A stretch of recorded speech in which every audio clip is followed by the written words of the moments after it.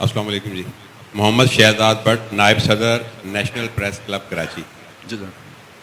سب سے پہلے تو بڑا اہم عنوان جو ہے چنا ہے, اس وقت برننگ ایشو ہے یہ, خاص کر سوشل میڈیا پہ. یہ الگ بات ہے کہ کسی اور نام سے ہے. تو میں چاہوں گا کہ سر آپ یہ تھوڑا سا بتائیے. ایک تو دور ثانی, دور اول کی طرف تو آپ نے اپنی گفتگو میں تھوڑا اشارہ کیا, تو دور دوئم جو ہے اس کے بارے میں تھوڑی سی آگاہی مل جائے. دوسری بات یہ کہ دور ثانی ظاہر ہے مستقبل کی طرف آپ کا اشارہ ہے, تو آپ کیا سمجھتے ہیں کہ کب سے لے کے کب تک؟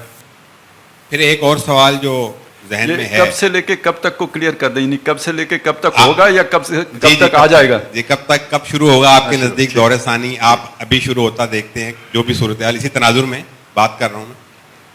ایک اور عام چیز یہ ہے کہ یہ جو افغانستان میں جو ہوا, جو بھی اس وقت معاملات ہیں, یہ پہلے بھی ہو چکے ہیں.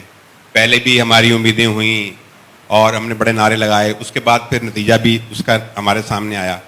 تو میں آپ سے یہ جاننا چاہوں گا, میں مختصر سوال کر رہا ہوں کیونکہ آپ کے سامنے طویل سوال کی ضرورت ہے اور نہ جسارت ہے.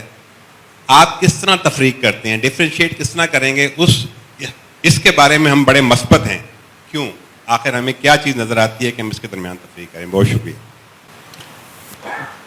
مجھے گمان یہ ہے کہ آپ نے میری گفتگو شاید اس میں آپ نہیں آ سکے, دیر سے آئے ہیں یا کیا ہوا ہے. تو ویسے میں نے یہ سارے سوال ایڈریس کر دیے ہیں. اس میں جو بھی آپ نے سوالات پوچھے ہیں ان پہ میں گفتگو کر چکا ہوں, لیکن پھر بھی میں مختصراً عرض کر دیتا ہوں. میں ریورس آرڈر میں شروع کرتا ہوں, یعنی آپ نے آخری بات کی ہے وہ پہلے کہتا ہوں, وہی مجھے یاد ہے. پہلی بات تو یہ ہے کہ یہ ان سے بہت مختلف ہیں, پہلے والوں سے یہ مختلف لوگ ہیں. اور پہلی دفعہ جب یہ آئے تھے تو اس وقت یہ فیسیلیٹیٹڈ تھے,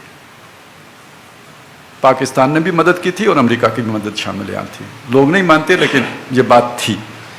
ابھی آئے ہیں تو ہم تو کہتے ہیں جی ہم ہی تھے, لیکن ہم جو تھے ہمیں پتہ ہے ہم نہیں تھے. اور اسی طرح امریکہ کی مقابلہ کر کے 20 سال جنگ لڑ کے آئے ہیں اور اس سے سیکھ کر آئے, اور اب ان کے رویے بہت بدلے ہوئے ہیں, پہلے والے رویے ان کے نہیں ہیں. اور میں نے اس بات کا ذکر کیا ہے کہ خطرات اب بھی ہیں, ان کے لیے بھی ہیں, ہمارے لیے بھی ہیں. یہ کوئی حتمی بات نہیں ہے کہ غلبہ ہو گیا. اور یہ بات بھی میں نے کہی ہے کہ ابھی آیا گیا کچھ بھی نہیں ہے, ابھی صرف آپ کے ہاتھ میں اختیار آیا ہے. آپ کو اسلام لانے میں ابھی ایک کام کرنا پڑے گا, اور یہ بھی میں نے بتایا اس میں کہ یہ عبوری دور ہے. انہوں نے حکومت بھی جو بنائی ہے اسے عبوری حکومت کہا ہے. اور یہ بات میرے کہنے کا مطلب دو ہے کہ ہم میں سے بعض لوگ ان کے بارے میں یہ تنقید کرتے ہیں کہ انہوں نے اسلامی شرائعت کے اصولوں پر عمل کیے بغیر اپنی حکومت قائم کر دی ہے. تو میں یہ سمجھانا چاہتا ہوں کہ ابھی وہ والی حکومت نہیں بنی ہے کہ جسے ہم اسلامی حکومت کہیں گے.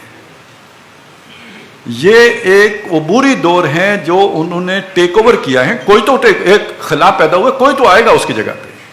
اس عرصے میں انہوں نے وہ سارے ادارے بنانے ہیں کہ جن کے نتیجے میں ایک اسلامی حکومت بنے گی.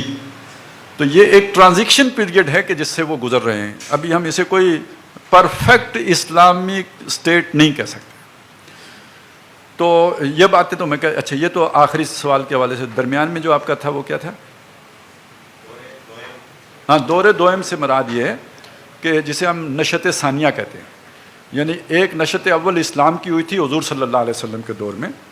اس کے بعد ہم دیکھتے ہیں تو مسلمانوں کا عروج و زوال تو ہے, یعنی پہلا عروج عربوں کے ہاتھ ہوئے ہیں, دوسرا عروج جو ہے عثمانیوں کے ہاتھ ہوئے ہیں. تو اب اگر عروج ہوگا تو وہ تیسرا عروج ہوگا. لیکن اسلام کا عروج حضور کے دور میں ہوا, اور اس کے بعد اسلام غریب سے غریب تر ہوتا چلا گیا. مسلمان جب ہندوستان میں سب سے زیادہ عروج پہ تھے اکبر کے دور میں, اسلام سب سے زیادہ غریب تھا کہ بادشاہ کے دربار میں سجدہ کرنے کا حکم تھا. لہذا مسلمانوں کا عروج علیحدہ شے ہے, اسلام کا عروج علیحدہ شے ہے. تو ہم اسلام کے دور ثانی کی بات کر رہے ہیں کہ دور اول تھا کرنے اول جو محمد الرسول اللہ والذین معہ کے ذریعے سے آیا. اب دور ثانی ہے جو دنیا کے اختتام سے پہلے کل روئے ارضی پر ہونا ہے. تو اس کو ہم دیکھتے ہیں, وہ جو بات اب آپ کی وہ تھی اس کی طرف میں آ جاتا ہوں. اس کو ہم اس عمل کے آغاز کے طور پر دیکھتے ہیں, اس کی تکمیل کے طور پر نہیں دیکھتے, اور یہ امید کرتے ہیں کہ یہ اس کا آغاز ہو. یہ نہیں سمجھتے کہ لازماً آغاز ہو گیا ہے, ایک امید قائم ہوئی ہے اس سے کہ یہ امید ہے کہ یہ سلسلہ اب آگے بڑھے گا، وہاں سے پاکستان کی طرف بھی آئے گا، پھر یہ کہ وہاں سے جو ہے مزید مغرب کی طرف بھی جائے گا، پھر یہ ایک بڑا خطہ بن جائے گا جو بہت سے اعتبار سے خود مکتفی ہوگا. ہمارے پاس فوج بھی ہے، ایٹمی ٹیکنالوجی بھی ہے، میزائل ٹیکنالوجی بھی ہے، اور یہ اس پورے خطے کے وسائل کو اگر جمع کر لیں تو پابندیاں پھر اثر انداز نہیں ہو سکتی. ہوتا ہے نا، کہتے ہیں جی اقوام عالم نے پابندیاں لگا دیں، تو پابندیاں اگر کسی ایسے ملک پر لگ جائیں جو سیلف سفیشینٹ نہ ہو تو وہ سروائیو کیسے کرے گا. یہ خطہ ان یعنی صلاحیتوں سے بھی اور ان نعمتوں سے بھی مالا مال ہے کہ اس پہ پابندیاں بھی لگا لیں تو یہ اپنی ہی جو پروڈکشن ہے اس پہ سروائیو کر سکتے ہیں. یہ کچھ یعنی اس کے پیچھے امید کی بنیاد ہے.